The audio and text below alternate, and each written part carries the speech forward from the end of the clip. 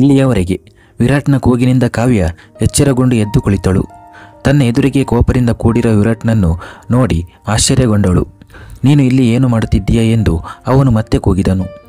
ಜೋರಾಗಿ ಕೂಗುವ ಅವಶ್ಯಕತೆ ಇಲ್ಲ, ಇದು ನನ್ನ ಕೋಣೆಯೂ ಕೂಡ ಎಂದು ಕಾವ್ಯ ಅದೇ ಧ್ವನಿಯಲ್ಲಿ ಉತ್ತರಿಸುತ್ತಾಳೆ. ಅದು ವಿರಾಟ್ನ ಕೋಪವನ್ನು ಶಮನಗೊಳಿಸಲು ಸಾಕಾಗಿತ್ತು. ಮುಂದುವರಿದ ಭಾಗ. ಮೊದಲಿಗೆ ಕಾವ್ಯಳ ಉತ್ತರಕ್ಕೆ ವಿರಾಟ್ ಆಶ್ಚರ್ಯಚಕಿತನಾದನು. ಆದರೆ ಇಂದು ಮೊದಲ ಬಾರಿಗೆ ಯಾರೋ ಅವನೊಂದಿಗೆ ಅದೇ ರೀತಿ ಮಾತನಾಡಿದ್ದರು. ವಿರಾಟ್ನ ಎದುರು ಯಾರೂ ಕೂಡ ಸ್ವಚ್ಛಂದವಾಗಿ ಉಸಿರಾಡಲು ಸಾಧ್ಯವಾಗುತ್ತಿರಲಿಲ್ಲ. ಆದರೆ ಕಾವ್ಯ ಭಯವಿಲ್ಲದೆ ಅವನ ಕಣ್ಣುಗಳನ್ನು ನೋಡುತ್ತಾ ಉತ್ತರಿಸಿದಳು. ವಿರಾಟ್ನ ಕೋಪ ಆಕಾಶಕ್ಕೆ ಏರಿತ್ತು. ಅವನು ಮತ್ತೆ ವಾರ್ತಿ ಎನ್ನಲು ಕಾವ್ಯ ಅವನ ಮಾತನ್ನು ಮಧ್ಯದಲ್ಲಿ ನಿಲ್ಲಿಸಿ, ನಿಮ್ಮ ಈ ವಾರ್ತಿ ಹೆಲ್ ಅನ್ನು ನಿಮ್ಮ ಬಳಿಯೇ ಇಟ್ಟುಕೊಳ್ಳಿ, ಬೇಕಾದರೆ ಅಲ್ಲಿಗೆ ಹೋಗಿಬಿಡಿ, ಐ ಡೋಂಟ್ ಕೇರ್, ನನ್ನನ್ನು ನಿದ್ರಿಸಲು ಬಿಡಿ ಎಂದು ಹೇಳಿ ಕಂಬಳಿಯಿಂದ ತನ್ನನ್ನು ಸಂಪೂರ್ಣವಾಗಿ ಮುಚ್ಚಿಕೊಂಡಳು ಮತ್ತು ಉಳಿದ ಕಂಬಳಿಯನ್ನು ತನ್ನ ಕಾಲ ಕೆಳಗೆ ಹರಡಿದಳು.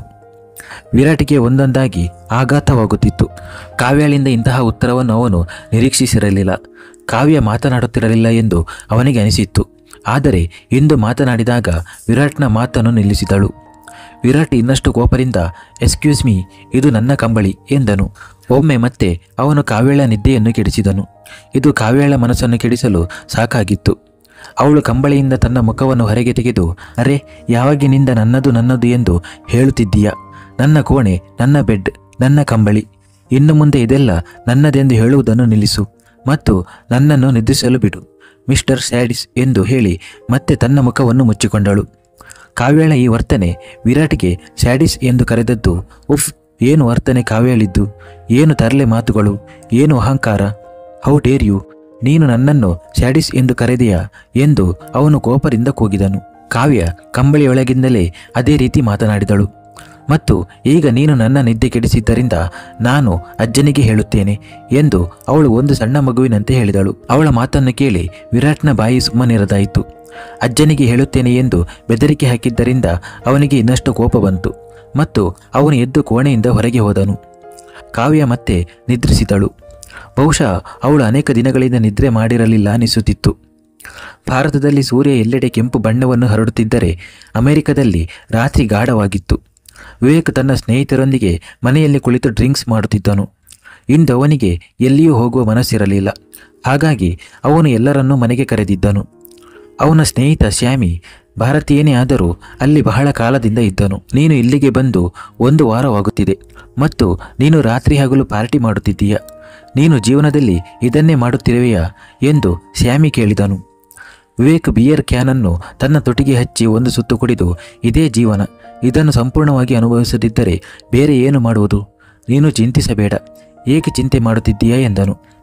ನಾನು ನಿನ್ನ ಒಳ್ಳೆಯದಕ್ಕೆ ಹೇಳುತ್ತಿದ್ದೇನೆ, ನೀನು ಉದ್ಯೋಗ ಮಾಡು ಅಥವಾ ನಿನ್ನ ಅಧ್ಯಯನ ಪೂರ್ಣಗೊಳಿಸು ಎಂದು ಶ್ಯಾಮಿ ಹೇಳಿದಾಗ ವಿವೇಕ್, ಸರಿ ಸರಿ, ಈಗ ಶಾಂತನಾಗು, ಬಾ ಹೊರಗಡೆ ಹೋಗಿ ಸುತ್ತಾಡೋಣ ಎಂದು ಹೇಳಿ ಅವನನ್ನು ಹೊರಗೆ ಕರೆದೊಯ್ದನು.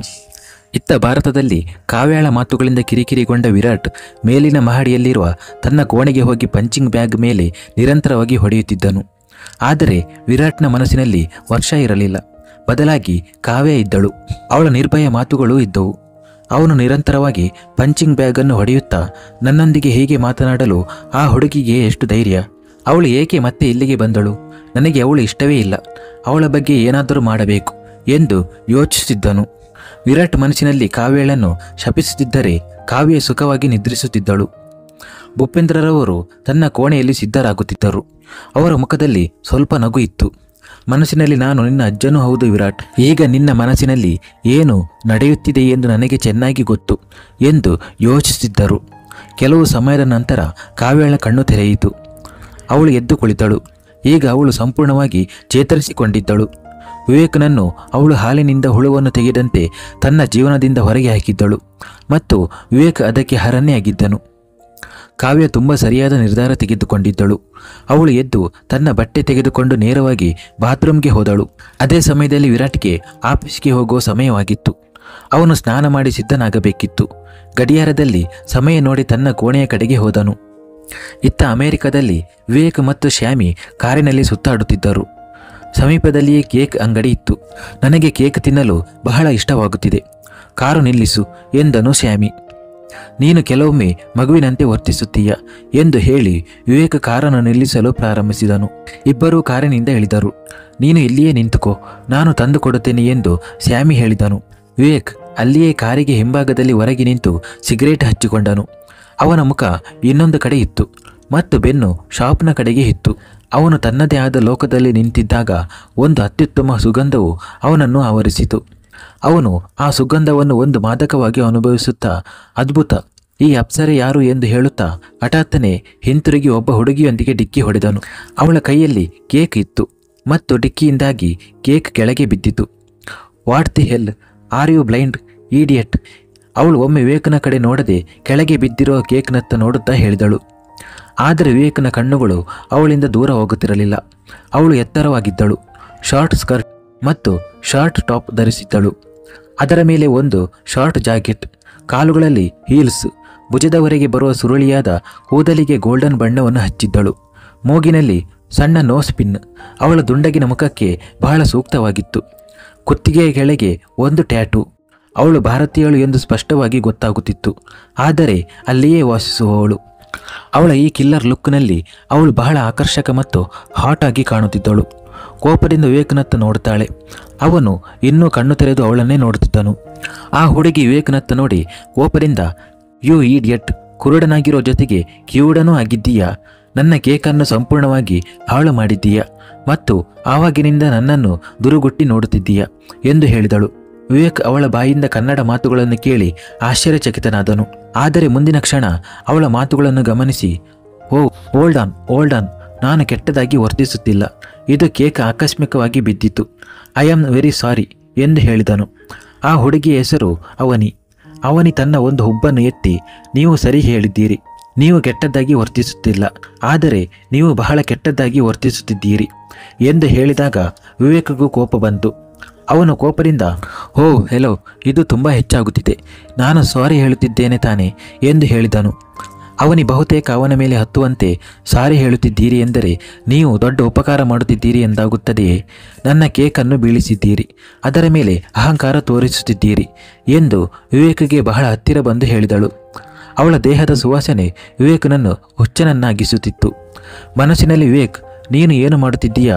ಈ ಸುಂದರಿಯನ್ನು ನಿನ್ನ ಹಾಸಿಗೆಗೆ ತರಬೇಕು ಎಂದರೆ ನಿನ್ನ ಕೋಪವನ್ನು ನಿಯಂತ್ರಿಸಿಕೋ ಎಂದು ಯೋಚಿಸುತ್ತಿದ್ದನು.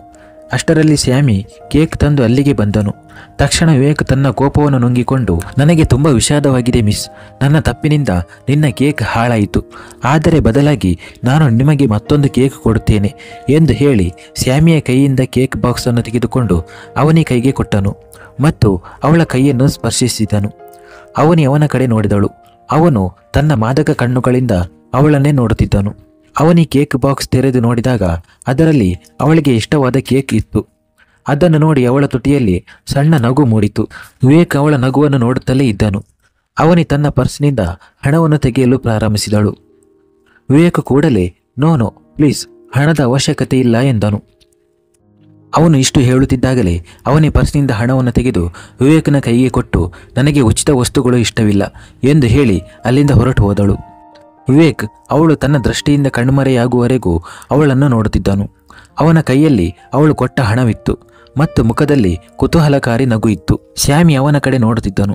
ವಿವೇಕ್ ಸ್ಯಾಮಿಯ ಕಡೆ ನೋಡಿ, ಏನು ಹುಡುಗಿ ಇವಳು ಎಂದನು. ಸ್ಯಾಮಿ ಅವನ ಕೈಯಿಂದ ಹಣವನ್ನು ತೆಗೆದುಕೊಂಡು ಮತ್ತೆ ಕೇಕ್ ತರಲು ಹೋದನು ಮತ್ತು ವಿವೇಕ್ ಅವನಿ ದೇಹದ ಸುವಾಸನೆಯನ್ನು ಅನುಭವಿಸುತ್ತಾ ಸಿಗರೇಟ್ ಸೇದುತ್ತಿದ್ದನು.